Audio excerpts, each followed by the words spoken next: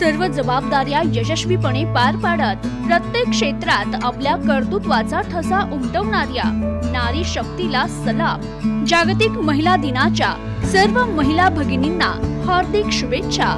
शुभेच्छुक लोणी व्यंकनाथ ग्रामस्थ आणि राज्य बाजार समिती तसेच राष्ट्रवादी काँग्रेस पार्टी सौ मनीषा बाळासाहेब नहाटा, लोकनियुक्त सरपंच लोणी व्यंकनाथ तालुका श्रीगोंदा बाळासाहेब नहाटा, सभापती राज्य बाजार समिती।